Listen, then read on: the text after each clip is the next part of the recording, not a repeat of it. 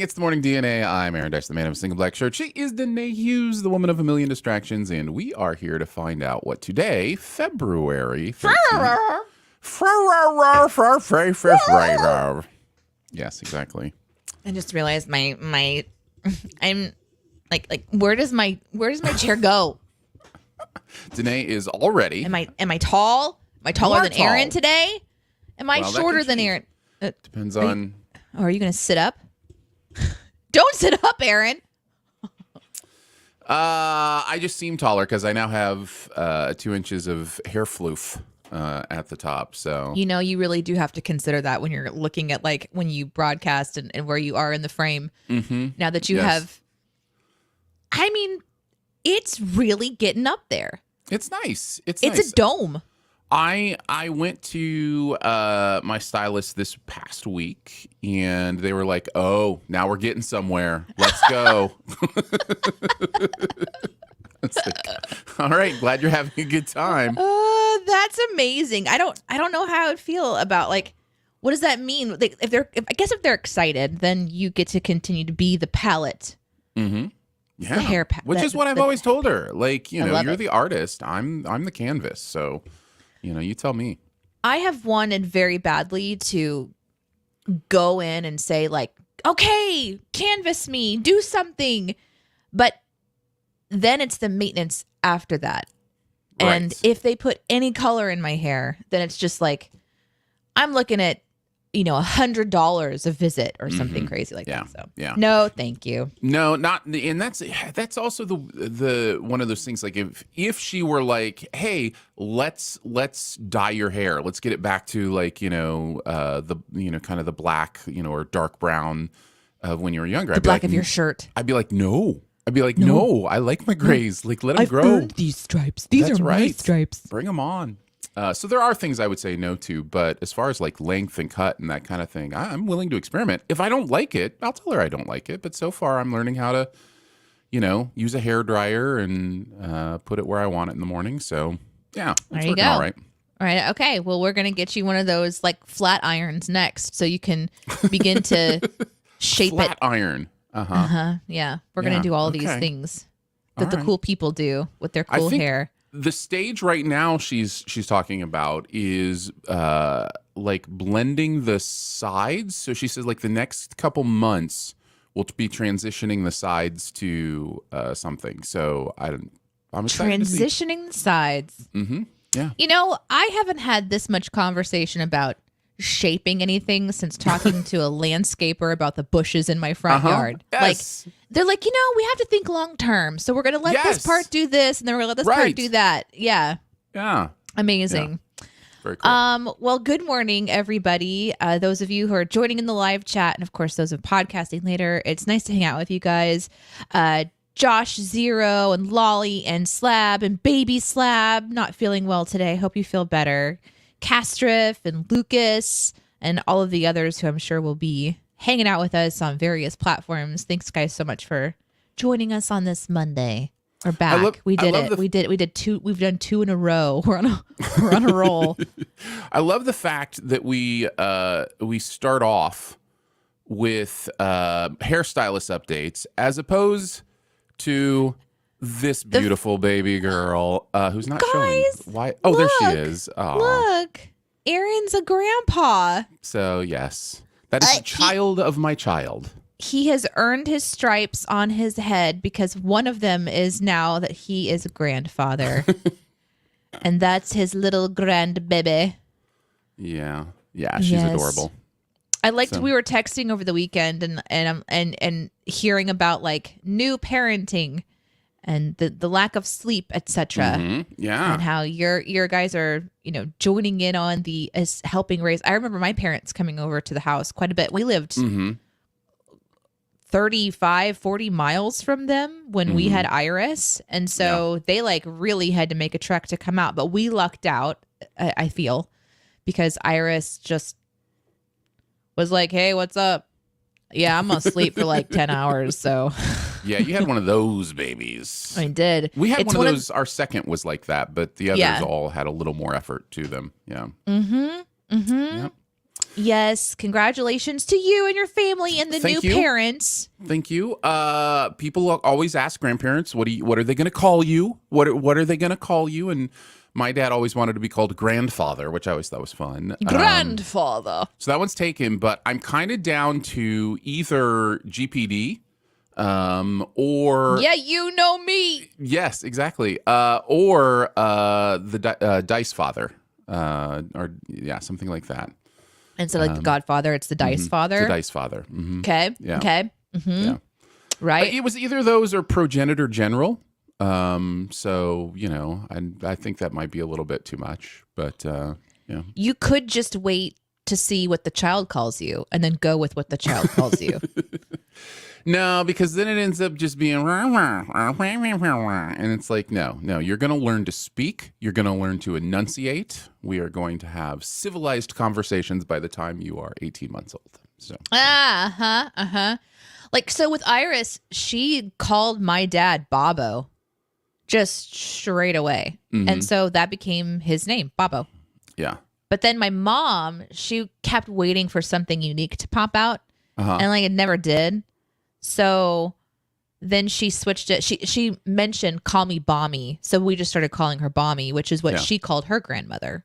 Yeah. So that's kind of how that started.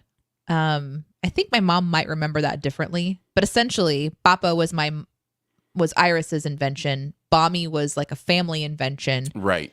And now that Iris is, she'll be 6 in April, she's calling my mom grandma, and I can see my mom cringe at it. Like, oh. That's interesting. So I don't know if maybe I'm picking up on something that's not actually real, but I feel like my mom never wanted to be called grandma because it maybe is just one of those words that's associated with elderly. And my mom is a youthful woman. If I had like the ability to proclaim the names for all 4 of the grandparents, I like the idea of doing something like dad's dad, mom's dad, like something like that. Like, Yeah. oh, hey, dad's dad, or, Hey, dad's dad. Yeah. That's kind of fun. I like Yeah. that. But I dad. don't, but the other grandparents have opinions. So, I could be dad's dad, I guess. And my wife could be dad's mom if she wanted to be, but yeah, anyhow, because it's I love how literal.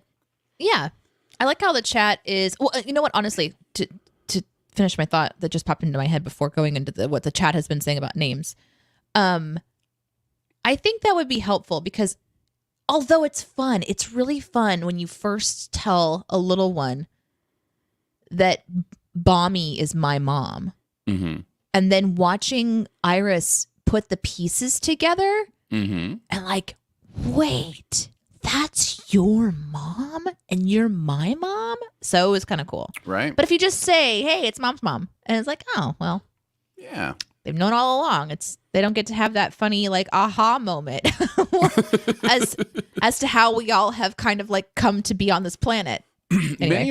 Many of the grandparents' names come from that idea, like Papaw, Paw's Paw, kind of idea. Like they come from, or Meemaw, like is mom's mom, kind of it's supposed to be, Or kind of mama, papa, yep, doo wop, pee paw paw. Exactly.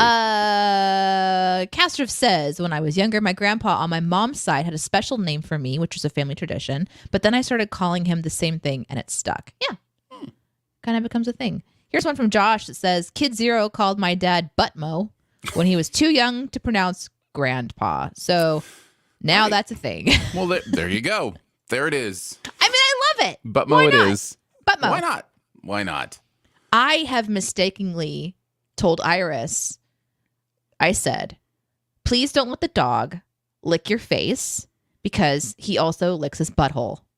Now, the word butthole is one of those that can be controversial. Like, it's sort of like in some circles, it's maybe considered more of a curse word, maybe because it's like crass or something.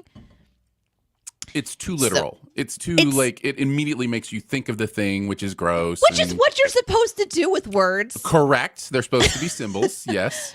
So this morning, I said the word butthole to her maybe like 5 days ago.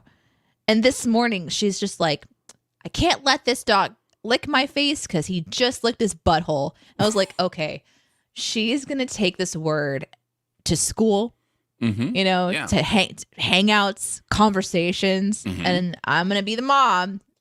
I mean, thank God she hasn't dropped any like unexpected, really R-rated words because they are around me. And so she's going to pick up on them at some point in time. Sure. But right now I'm doing pretty good. Like right now I'm navigating pretty well.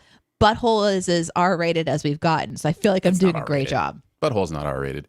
Yeah. I mean, what else would you go with that's going to soften the blow? Like I mean, how do you euphemize it in a way that's not, you know, the hidden asterisk, you know, like what do you know, like how do you do that? I don't understand. Poo zone? I don't know. Like I can't let the dog lick me because it's also been licking its poo zone. It could work. Or we could do what the dicers do. It's a new dish at Pizza Hut, the poo zone. Do what you do and just like literally describe it and be like the anal secretion. Yeah. Yes. Yeah. And then she's just describing that, which is still great. Anus is the right word. Like, I mean, you know, maybe so which would be more offensive, butthole or anus? You know, I don't know. I think it depends because some people are very uncomfortable with medical terminology, like incredibly uncomfortable with it. Yeah. So you never know. It's weird to me. It's so weird to me that people would rather say PP than penis. Like that's so strange to me. I don't get it, but yeah. I mean, we're talking. What are we doing? I'm giving her anatomical references, and we're talking about like the privates in general now, and so she's getting very specific and having like, this is amazing for me. I love it, but But that's how it should be. Yeah. It should be conversations about the specific anatomy. Like there's nothing wrong with vulva or vagina or penis or scrotum or testicles. Like those are words that describe body parts. They're not inherently. That's okay. Yeah. So. Yeah, we're not saying crass words. We're describing an actual location on the body. Right. Yes. Do you feel weird when you say eyelid? No, you don't. No, because it's not down there in the no area. Fair. Which you should stop touching. By the way, why are we touching? Just so the podcast listeners are clear, she's not talking to me right now. She's just saying in general. Yes. In general. My entire life seems to be things like telling the dogs to stop licking their buttholes. Yes. And reminding Iris that, like, you know, we all itch, but at some point it shifts from itching into just like mindless wandering. we need to go wash our hands and stop. Mindless wandering. like I get it. Yeah. Dogs, I get it, dogs. I get it. Like, yeah. But can we not? Stop. But can we not? I would like to have the people that are in my house, the living beings in my house. I am outnumbered on how many smell like the zone.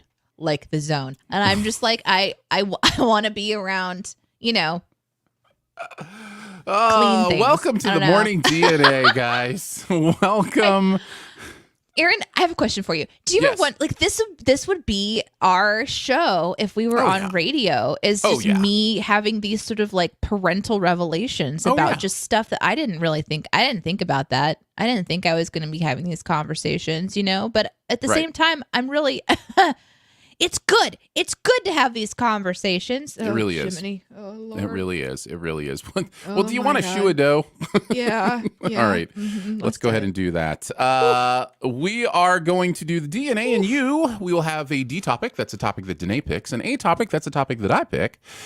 And as many U topics as we can get through. So to have a topic for us to discuss, if there's something happening in the world you want us to talk about, a question you have for us specifically, some sort of argument you're having with someone that you want us to weigh in on, something you're going through that you want our advice on, whatever the case may be, put those in the U questions. Just put a U at the beginning of your question, and we will get to those at the end. Danae, what is the D topic today? You know, just in line with the chaoticness of me being a mom.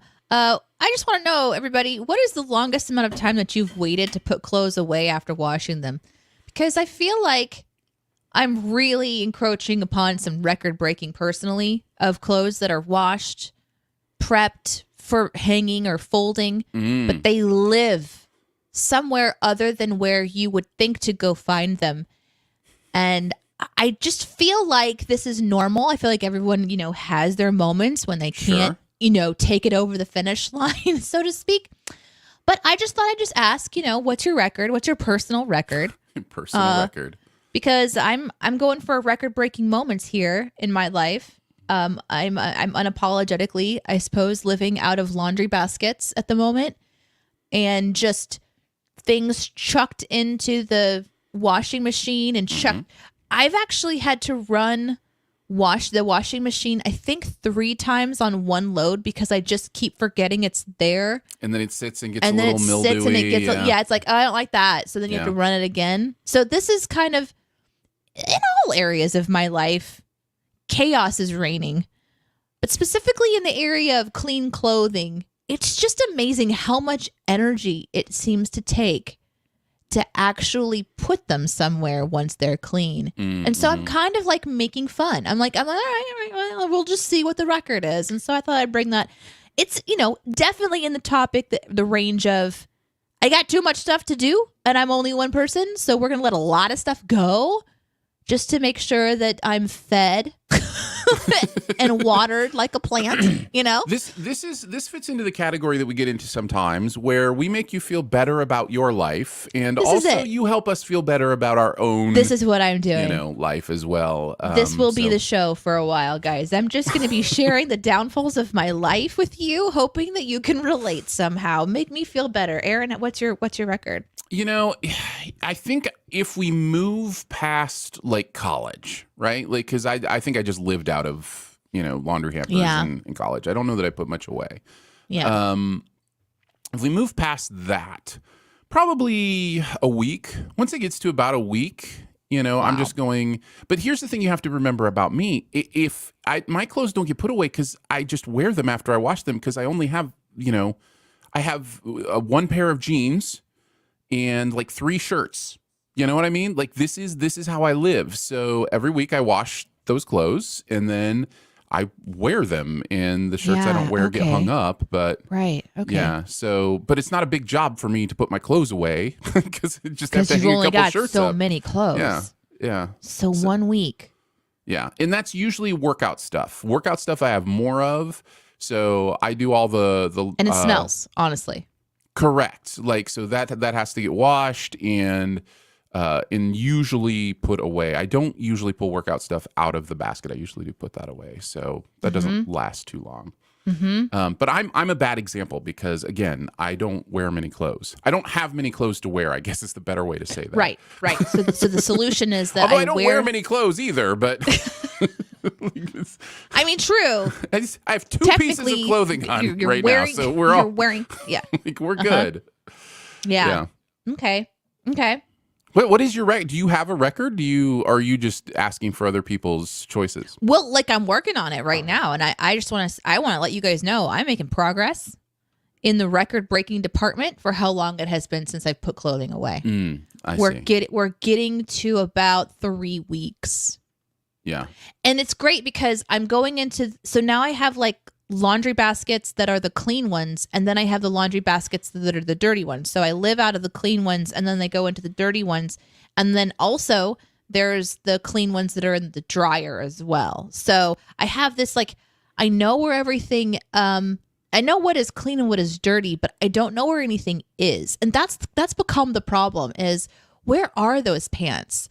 Are they in pile 1, 2, 3, 4, 5, 6, or 7? Because there's also a new pile that started to develop in my room. The wayward pile. It's the lost pile. And I moved some pillows that were on the floor because that's where pillows go. And lo and behold, some clothes that I forgot about. And I'm like, there you are. Oh, hi. Welcome to the chaos. Okay. Yeah. So yeah. I think we're going on like 3 weeks. Okay. Yeah, I'm feeling pretty good about it. I'm feeling pretty good about my record-breaking moments. 8417 says a few things sit for months. Yes. So, Okay, AIDS, I'm catching up. Castor says, probably 2 or 3 days at most. Can't remember otherwise. I think that's where I live mostly. And it usually happens. I can tell you when it usually happens at our house. My wife and I are in charge of different laundry baskets. We each have a laundry basket that we're in charge of. One of the laundry baskets is for like day-to-day clothing. The other laundry basket is for workout stuff. I'm in charge of the workout stuff basket because I use it more. So what'll happen sometimes is we'll do our laundry basket, but there's stuff from the other person in there.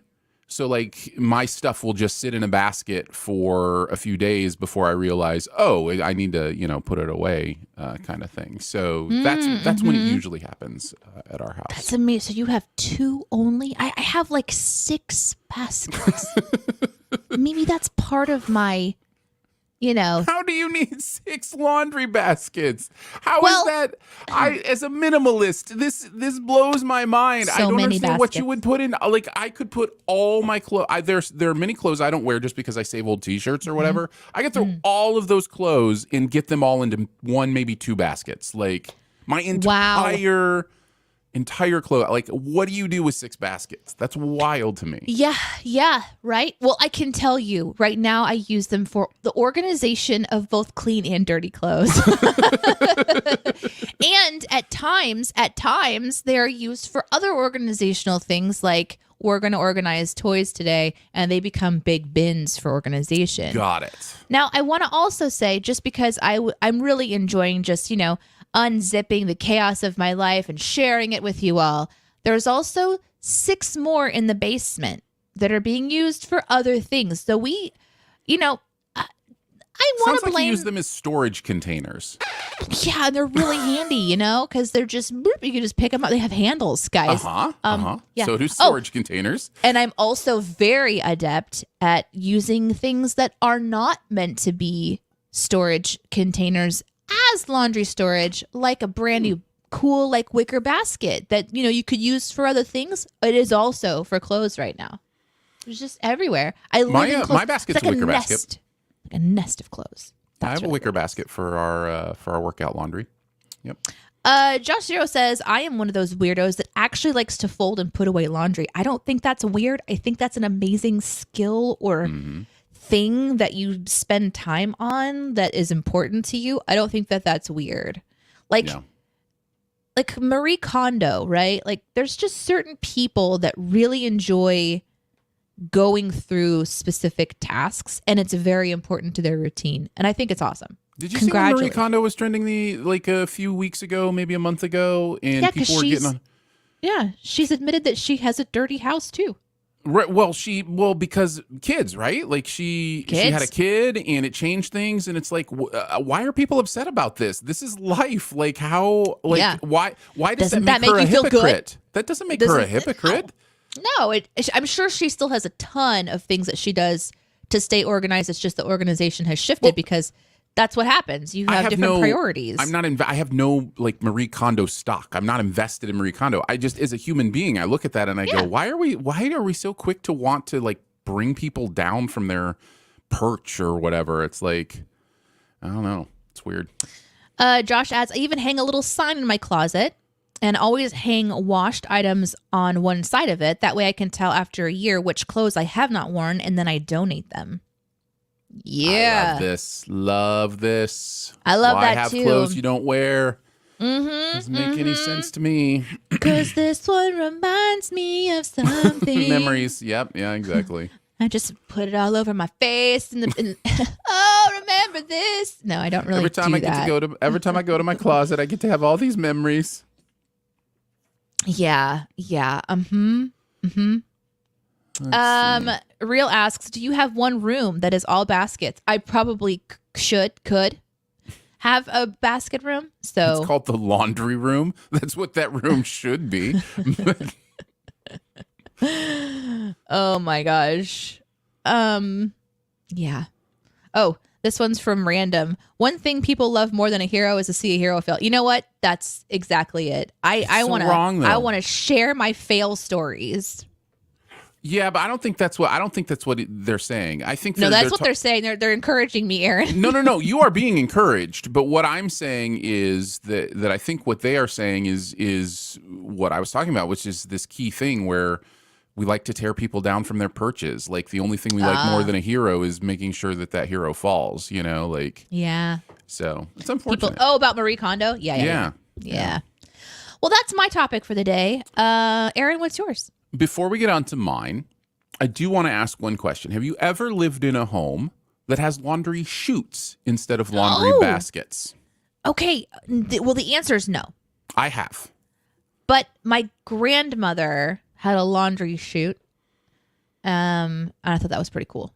It's this really interesting thing where instead of throwing dirty clothes in a basket, you throw them inside the wall, and then somehow they end up in the laundry room. I just remember I thought that was the coolest thing growing up, that there was this chute from the bathrooms, down to the the laundry room or whatever. So saves all that carrying of baskets around. Yeah. There you go. It's an interesting one. All right. Let's see. Since we are in Valentine's Day week, Sorry. No, that is a perfectly valid reaction. Because of what Valentine's Day has become, I have this inner desire to reclaim the idea of a day to celebrate love, not a day to celebrate our idea of the ideal romantic, kind of idea of love, but just to celebrate love. Love is the most powerful force in the universe, in my opinion. It is the ability to really have compassion and empathy for each other. It doesn't have to do with the pukey stuff that comes to mind. So, Danae, do you disagree? What? Yeah. No. Sure. Love. Valentine's. You don't have to associate it with those things that gag you, right? Love is bigger than that. Love is broader than that. The idea of love is so much bigger than the idea of pairing up or finding the perfect person or, all those things that make people feel left out on Valentine's Day. So one of the things I've seen recently is like Galentine's Day gatherings, which is kind of fun. Like the idea that it doesn't have to If you have friends. I'm sorry. Go on. I'm listening. I've been shot down. I listen, I love love, guys. I love love. And I will never stop loving love. I think it is absolutely a wonderful part of our world. Anyway, the question is, what's your quirky love language? So not one of the basic ones, but what is that quirky thing about you that when people, give you a certain thing or do a certain thing or whatever the case may be, that makes you feel loved, that makes you feel like that person knows you, loves you, or whatever the case may be.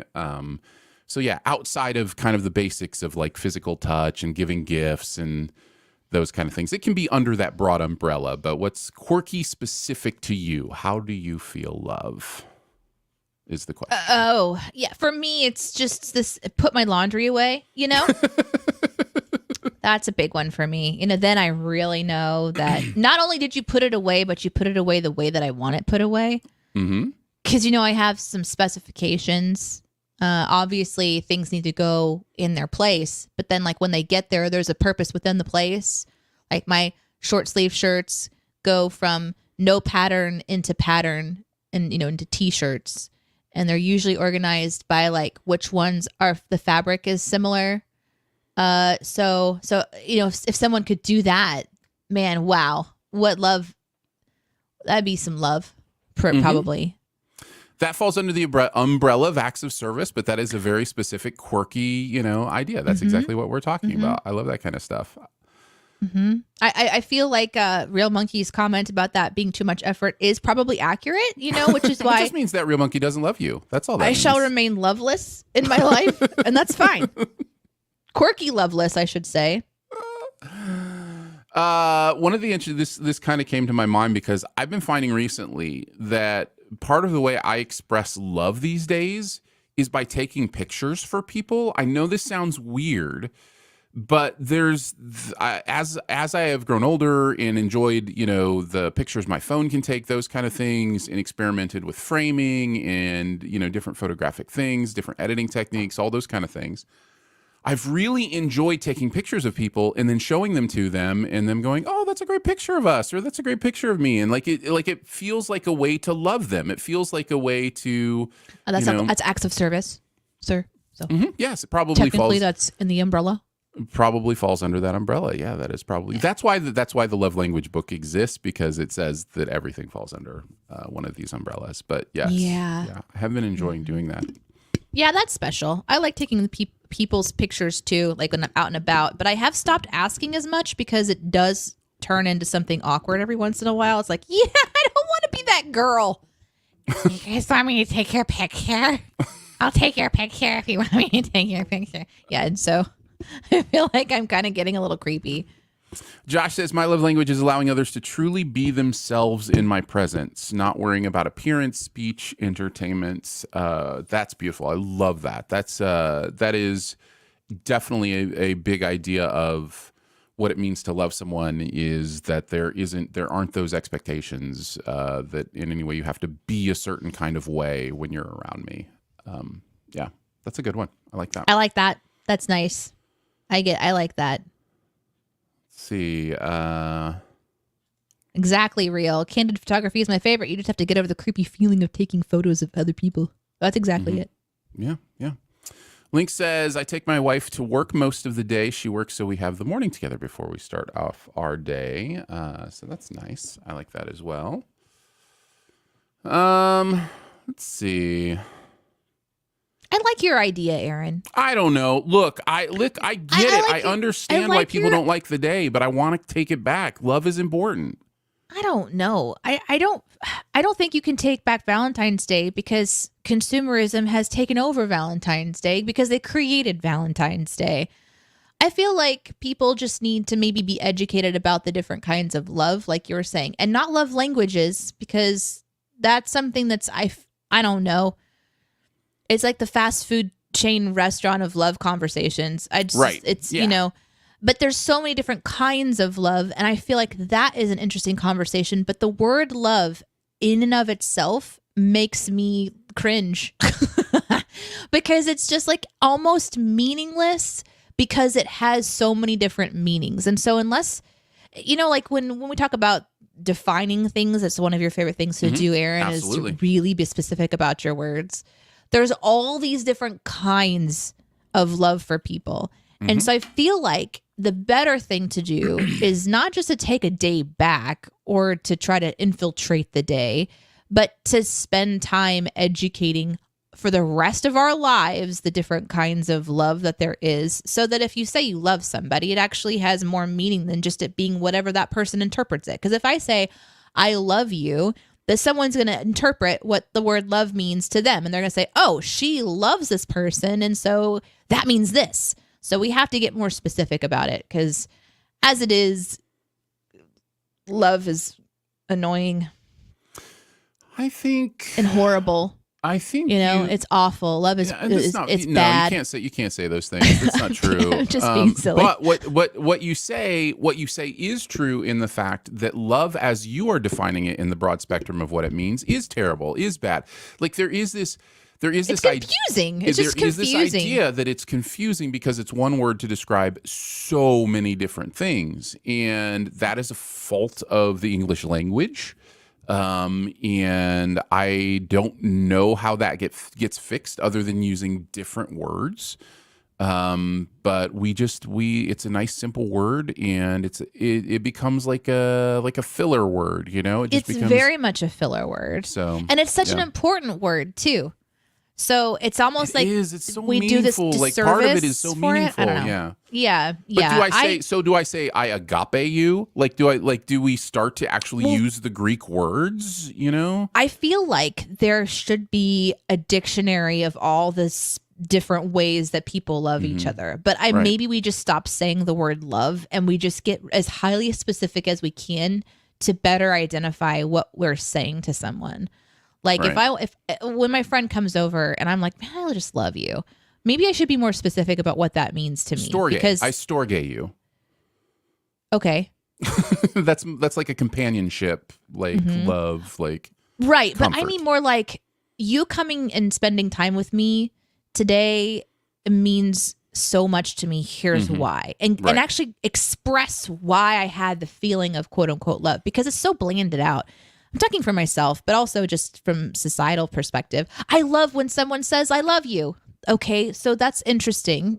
I enjoy instead of saying I love when someone, I enjoy when someone says they love me, but it just like it hits me kind of like a gust of wind instead of a sniper kind of like pellet to my soul. And it's like I don't know that I understand what I mean to somebody unless they spend the time explaining it. Not that I need people to do that or like living it out.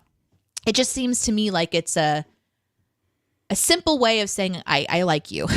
So just say I like you.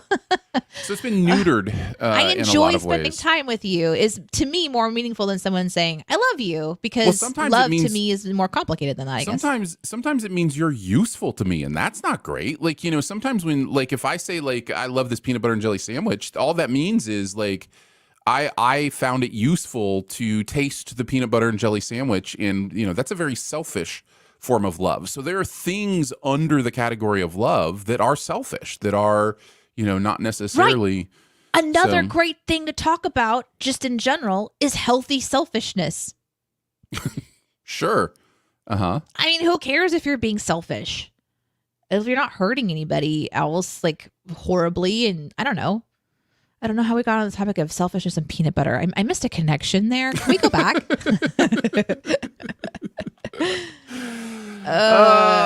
Yeah. But the conversations in the chat are really interesting. Lolly says a lot of words are neutered. Since moving to America, awesome has lost all meaning.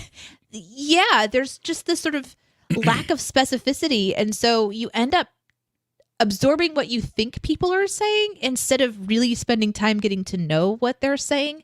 And part of it, I think, is just how we are in this fast-paced society where you read a headline and you think you know what the article says. And we just make a lot of assumptions about intention. We make a lot of assumptions about just so many things because there's so much information out there. We can't really sit down and absorb it all. But in the area of love, which is so important, I think we should become more specific. That's just kind of that's my 2 cents. And my quirky love language is tell me what you actually mean, please. Specific. Be specific. Is it the butthole or just the butt? Like, be specific. That's what Danae loves. Yes. So specificity.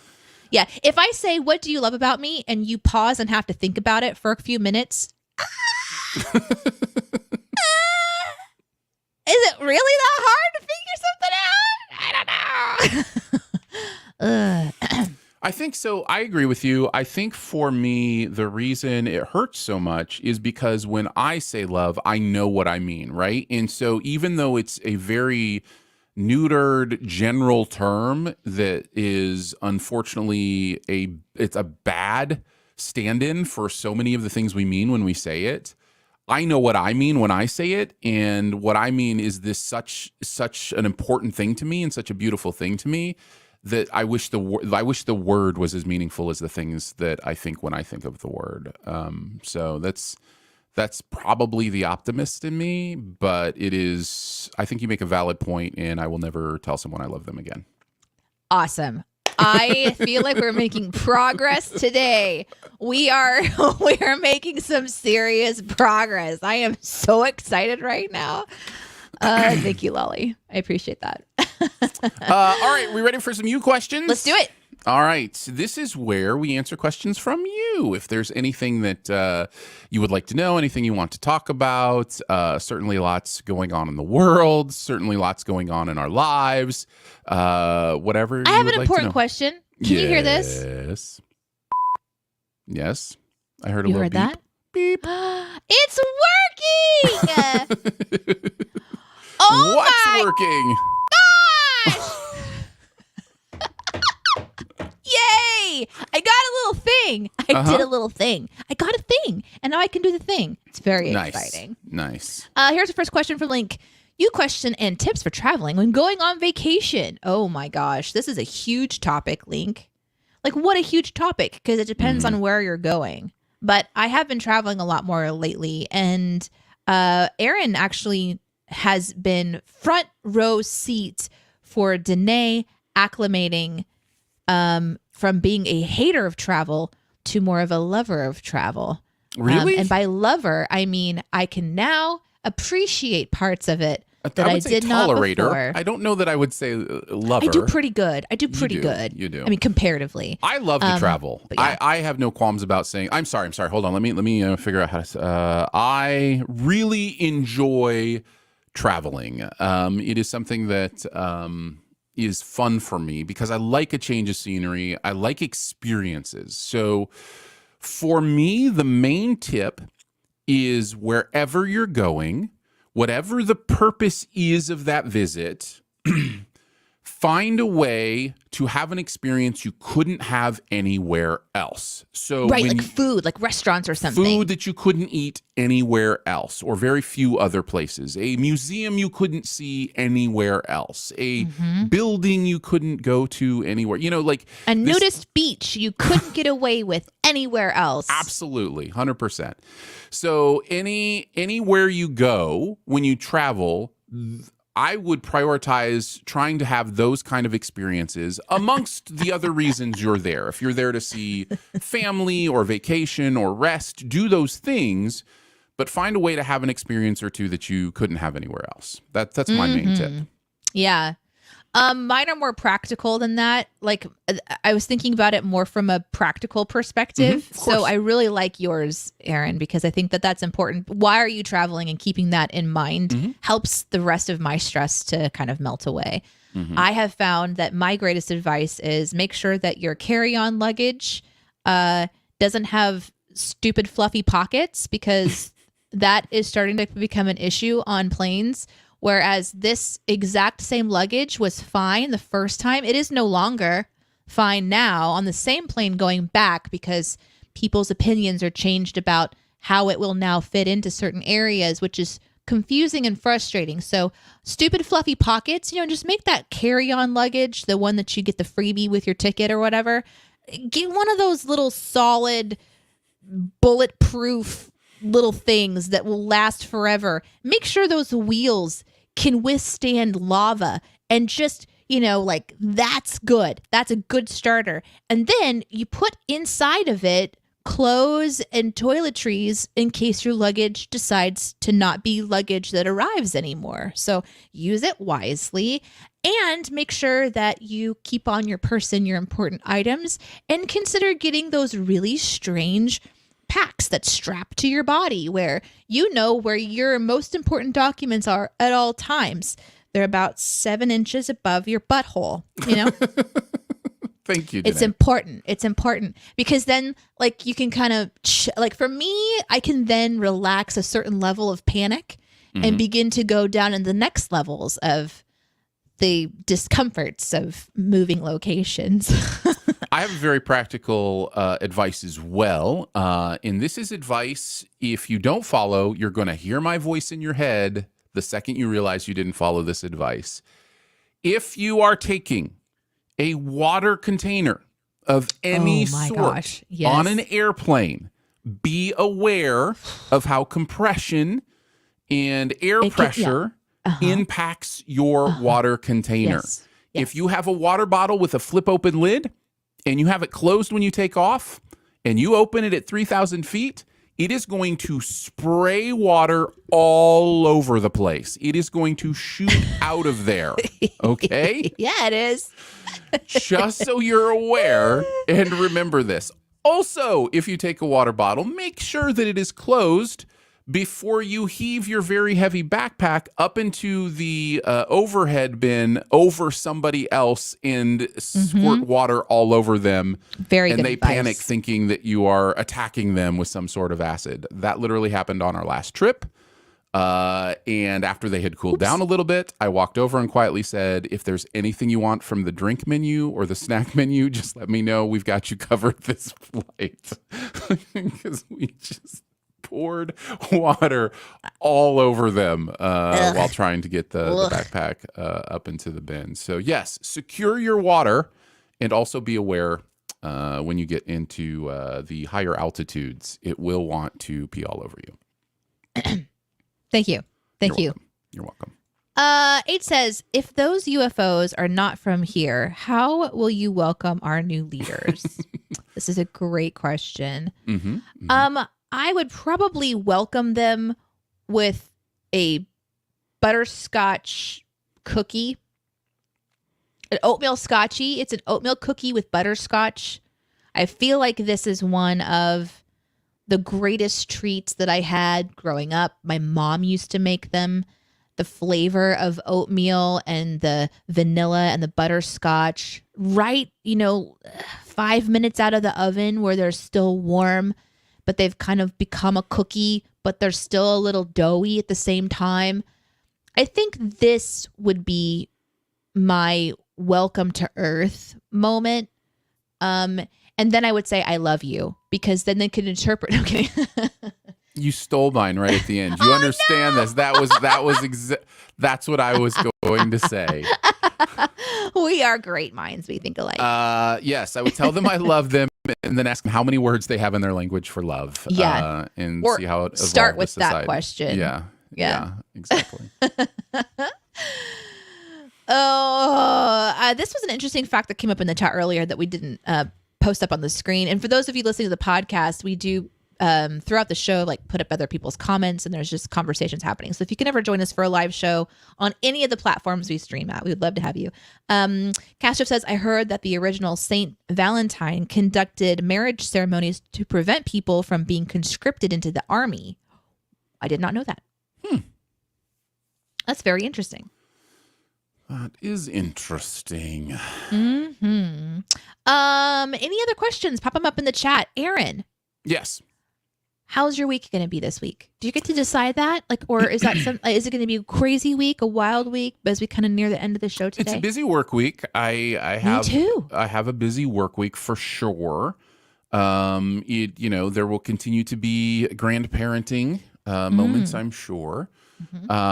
This is the first week of my wife's new job and her new hours. So she is now on 3/12s.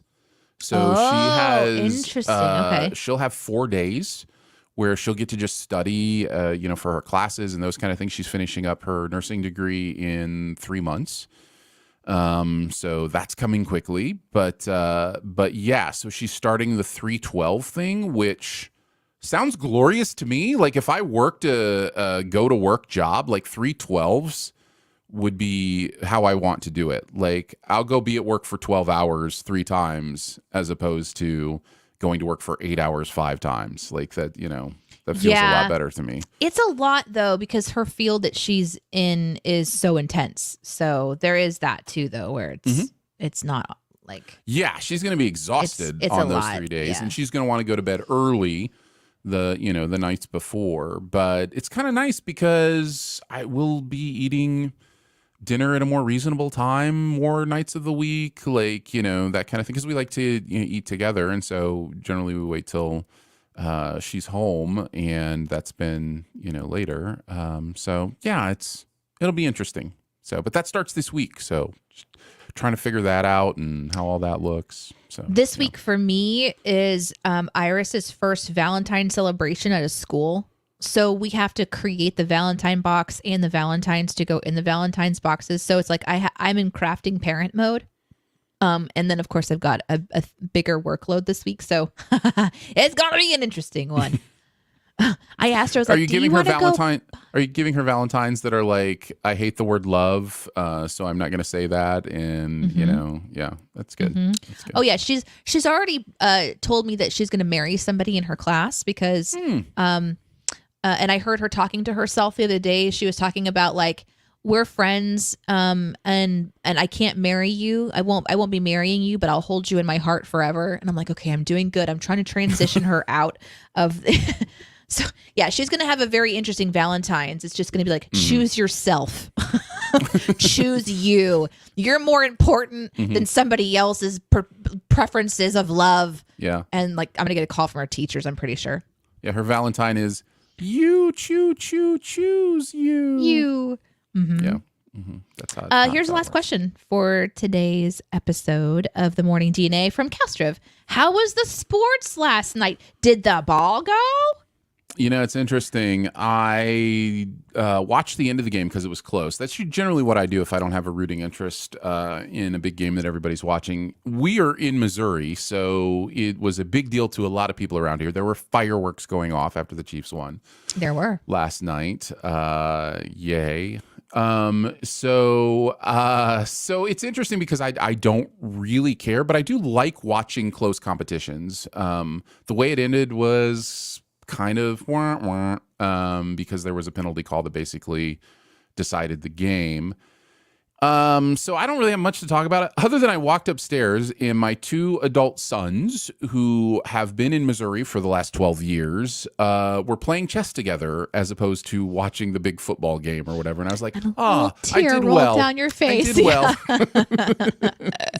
And that's not to say I hate sporting competitions, those kind of. I clearly don't. I like sports, but I think there's an overemphasis on them, and especially an overemphasis on one of the more dangerous sports, which is football. So that's always something I wrestle with as well. So, my evening was interesting because it was about 9:15, 9:20 when the fireworks started going off, and I looked out the window and I was like, what is happening right now? My dogs are confused and they're sad, and I thought to myself, something important must be happening.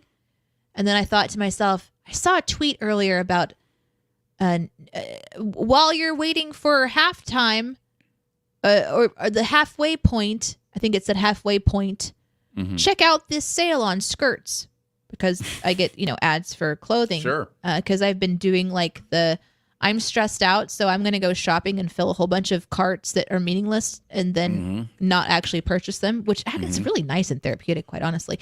And then I thought, today is Sunday. I put those three things together and realized that it was a football day. Well deduced. I did it. Well deduced. My poor dogs. One of them curled up on my chest and was like, please, why are we here? It was awful. So Rihanna did halftime this year, and I heard a lot of good things about it. I guess she announced her pregnancy as the halftime performer with a little belly bump and stuff. So again, I didn't see it, but I heard good things. And she seems to be very talented from everything I have heard her do. So that doesn't surprise me that she did well. I like them giving it to one artist instead of trying to make it this thing where there's so many different people in 12 minutes. Like, it's hard enough for one person to really entertain in 12 minutes. So, yeah. I think we'll end the show today with this final comment from Lolly that says, I have to call back to the laundry conversation. My mom just texted me a picture saying, oops, I found this in the washing machine after I did the towels. And the photo was a photo of an onion. Nobody can explain this. And that is the perfect way to send off for your week. Guys, we hope you have an awesome week this week. I don't have a raid prepared today. And I'm afraid if I try to get that started, my entire computer will get bogged down. I'm still trying to figure out why my internet's a little bit wonky. So for those of you guys who are watching on Twitch, stay on Twitch and support other streamers. Go find somebody that you enjoy. Maybe Select a 720s sometimes is on at this time, playing some great music. There's people that do makers and crafting all day long. You can easily find some really fun people to hang out with. For those watching on YouTube, thanks for joining us. Facebook, it's always nice to see you guys. And Twitter, we are on all of those locations. You can find out more about what Aaron and I do at studiodna.media, including support us at patreon.com/studiodna. You can connect with us on Twitter. We're there most of the time for social media outlets. And our contact information is in the description of this podcast and also at the bottom of the screen. Did I miss anything? I think you got it all. I, for one, welcome our new overlords who are putting onions in our washers. We will catch you on the next Monday or someday.